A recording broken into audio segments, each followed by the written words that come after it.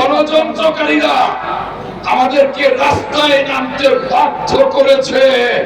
আর কোন নির্বাচনী রোডম্যাপ নয়।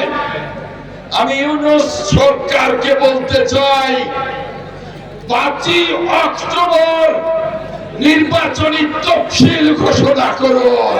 নির্বাচন হবে 5ই ডিসেম্বর। মোহাম্মদ ইউনূস যাকে আমরা সমর্থন দিয়েছি, বাংলাদেশের মানুষ সমর্থন দিয়েছে, আমরা তার সম্মানজনক বিদায় চাই। তাই আজকে মাঠে নামতে বাধ্য হয়েছে। যাইনি, আমরা ঘরে ফিরে গিয়েছিলাম, ভেবেছিলাম এখন থেকে আর মাঠের সভা নয়, এখন থেকে দেশ গর্ব, সংসদে কথা বলবো। কিন্তু ষড়যন্ত্রকারীরা আমাদেরকে রাস্তায় নামতে বাধ্য করেছে। সুস্পষ্ট ভাবে বলতে চাই, একটা বছর এই নির্বাচনকে সুষ্ঠু করবার জন্য সংস্কার অনেকটা সময়, আগামী 5ই আগস্ট 1 বছর পূর্ণ হবে।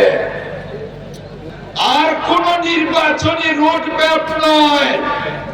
আমি ইউনূস সরকারকে বলতে চাই, 5ই অক্টোবর নির্বাচনী তফসিল ঘোষণা করুন। নির্বাচন হবে 5ই ডিসেম্বর। ছাত্র জনতার গণঅভ্যুত্থান, যার পেছনে মহানায়ক হিসেবে কাজ করেছেন আমাদের নেতা দেশনায়ক তারেক রহমান, যারা নির্বাচনে বিশ্বাস করেন, গণতন্ত্রে বিশ্বাস করেন, তারা নির্বাচনে আসুন। জনগণের রায় যাদের পক্ষে হবে তারা সংসদে যাবে, তারা সরকার গঠন করবে। যারা প্রয়োজনীয় সংখ্যাগরিষ্ঠতা পাবে না তারা বিরোধী দলে আসবে। হয় কিসের? জনগণের উপরে আস্থা রাখুন, জনগণকে ভালোবাসুন।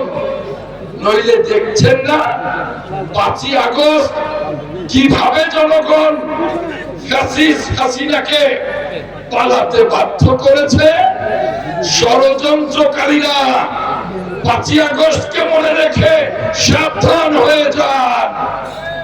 তাই বলতে চাই যে আমরা যেন ঐক্যবদ্ধ থাকি, আমরা যেন এই চট্টগ্রাম দক্ষিণ থেকে সারা বাংলাদেশে ঘোষণা করতে চাই, আমাদের শক্তিকে খাটো করে দেখবেন না, আমাদের ভদ্রতাকে দুর্বলতা ভাববেন না। নির্বাচন চাই, জনগণকে সাথে নিয়ে আমরা ওই সংসদে যেতে চাই।